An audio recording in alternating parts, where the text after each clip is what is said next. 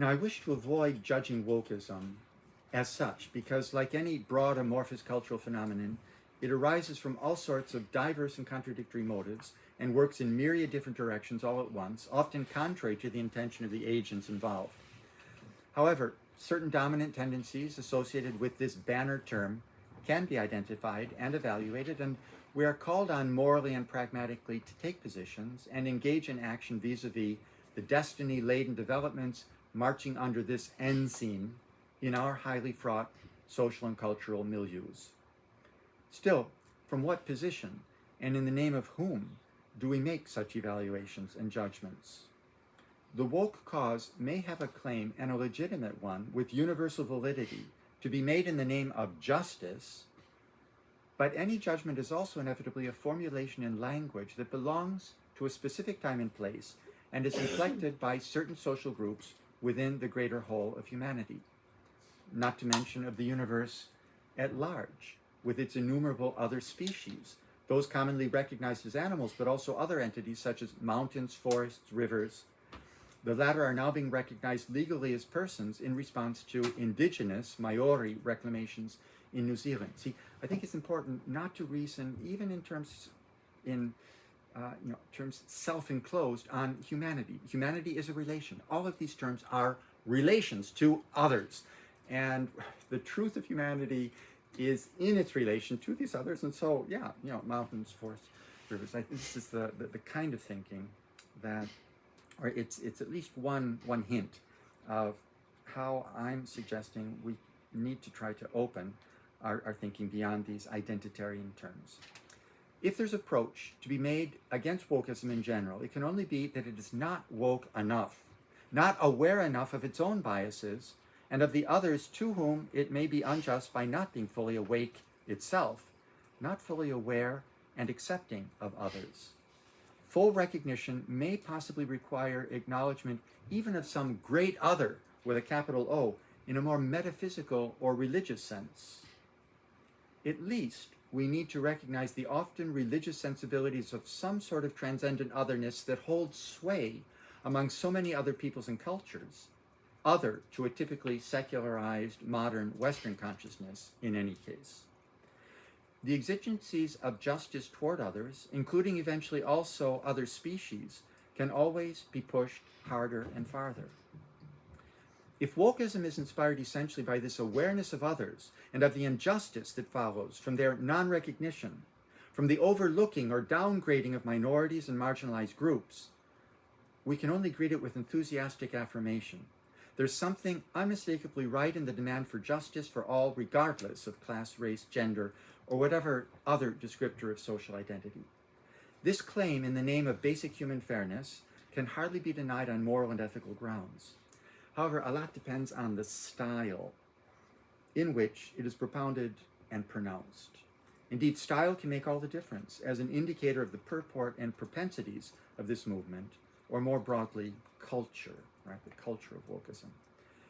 Is the manner of self-assertion championed by wokeism fair to all regardless of social determinations and characteristics, or is woke ideology, in some of its cruder versions, being used as a weapon to vilify certain classes and categories, judged by partial perspectives and prejudice and passion, to be the guilty parties in history and society?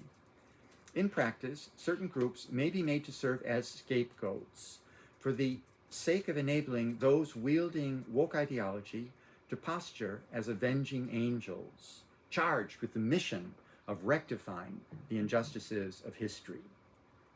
We must ask what exactly in society is foregrounded and what parts of history are focused on or blended out in arriving at the judgments advocated under auspices that are now recognized, for lack of a better term, as woke. These judgments may seem self-evident to some, but certainly not to all. We can all too easily slip across the line from generally recognized claims of justice to controversial positions embedded in partisan politics and ideologies. Wokeism is a vague and loaded term. Critics will surely demand more concrete, precise designations. The term serves, however, to address some elusive, yet pervasive and perennial tendencies in human affairs, and does so in ways capturing the specificity of our historical moment. It can furnish conceptual keys that unlock hidden dimensions of power relations that escape purely empirical analysis and plain propositional statement. This term can afford peripheral awareness of certain subtly ineffable and paradoxical aspects of social power. Rational calculation and explicitness alone are never enough to fully comprehend human complexity. Now, wokeism, of course, comes in many different forms, and not all of them are vulnerable to the same objections. But in its more virulent versions, wokeism distinguishes, in effect, if not in intent, between innocent and guilty groups. People are divided, as in a caste system, into clean and unclean identities. Unclean are those born into privilege. The most unclean identities include, especially white, male, heterosexual, Western, monotheistic, Christian. In contrast, those are clean who belong to identity groups that have a recognized history of oppression. Women, blacks, gays, lesbians, transgender persons, indigenous peoples, the handicapped, the obese, etc. The latter are accorded a legitimacy that is denied to the former, inverting the bias of the dominant society of the past, according to revisionist woke history. In this history, white privilege figures as the original sin. Those with clean identities can look to the state for patronage. At universities, departments and chairs of feminist, black, and indigenous studies are established, and human rights commissions are newly instituted at various levels of government. Diversity bureaucracies proliferate.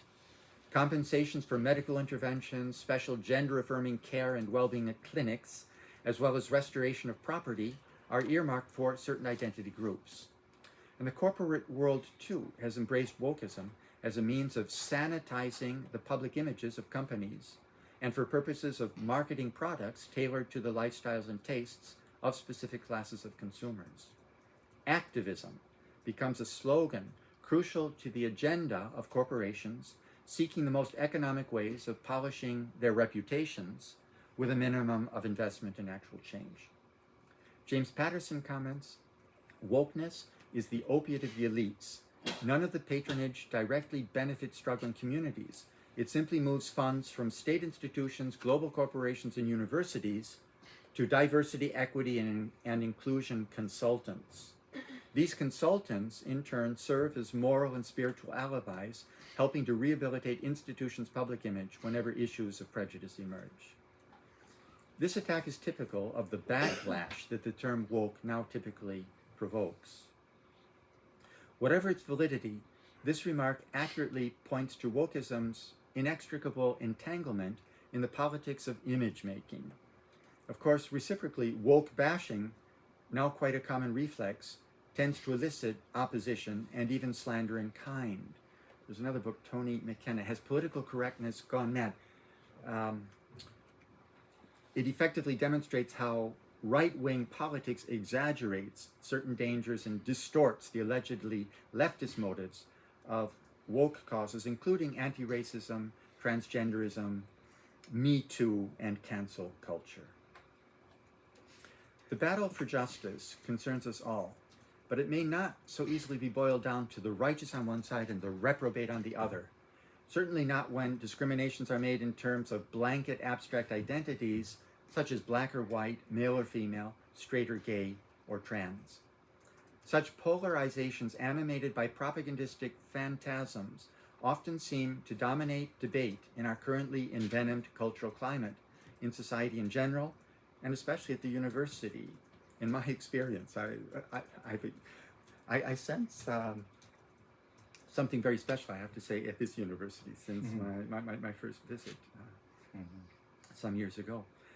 But such, and this is why I feel challenged by the phenomenon of wokeism and even provoked by certain forms and instances of its manifestation to tease out these somewhat tortured reflections on a very complex phenomenon that raises sensitive, not to say inflammatory, social and political issues. But I'm really coming from the university experience.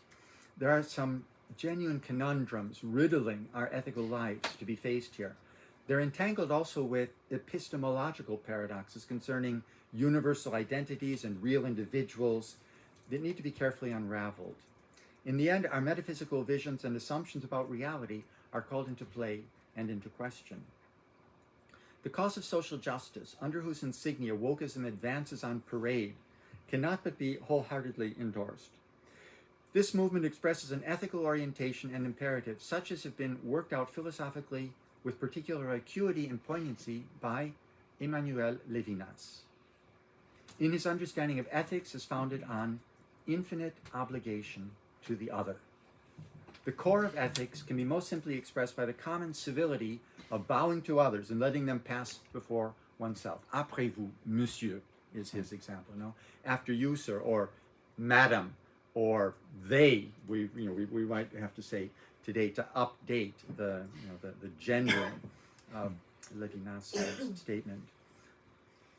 In any case, the principle of putting the other first is highlighted as the heart of ethics. Levinas' basic ethical maxim is a critical principle laying down an imperative for individuals and communities. However, Levinas' ethics of infinite obligation to the other is refractory to every linguistic formulation. Such an ethics belongs to the originating principle of discourse that is inevitably betrayed by any actual discourse. This is the said, le dit, what is said always inescapably falsifies the saying, le dire.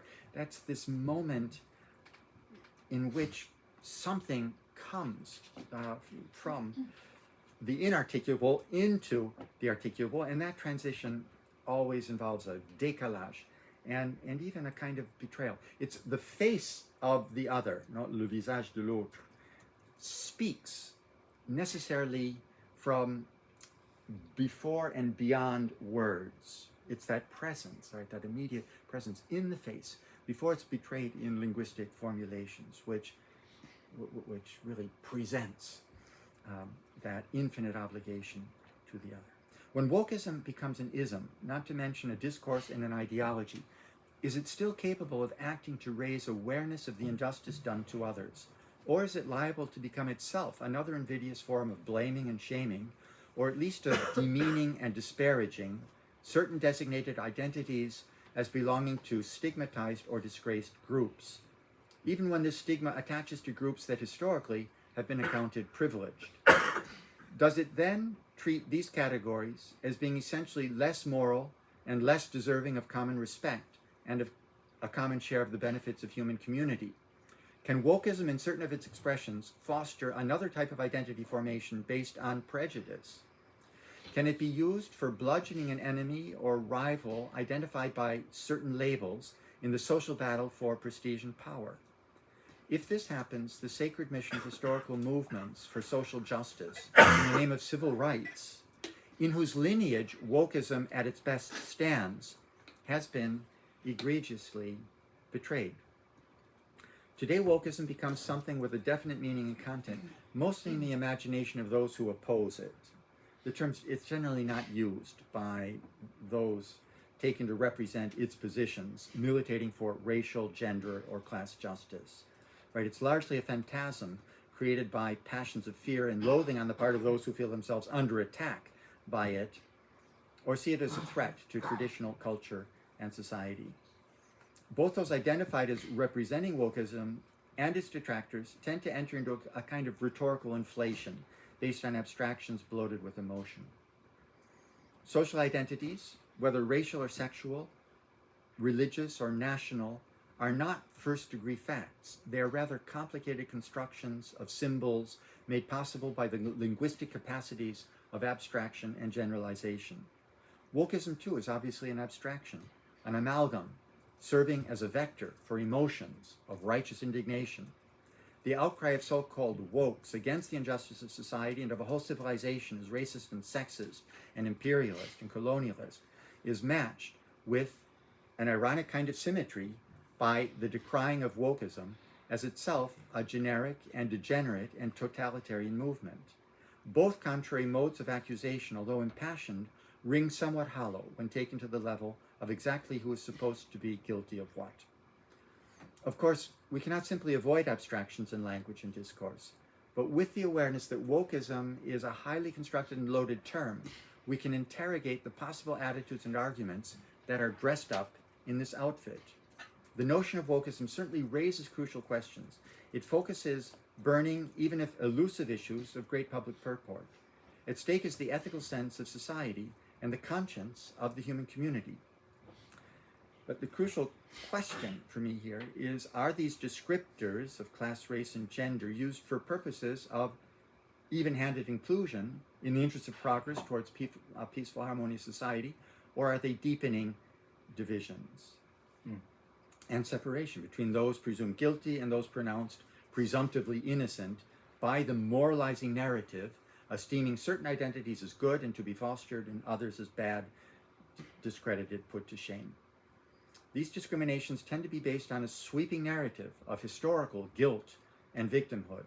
One can find oneself valorized or stigmatized for one's social identities, quite apart from one's own acts and commitments. This way of evaluating reproduces the evil at the core of racism. This has been pointed out by the Black Colombian linguistic John Vorter.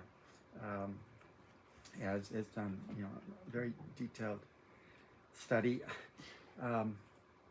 how wokeism, campaigning for anti-racism itself becomes a kind of racism.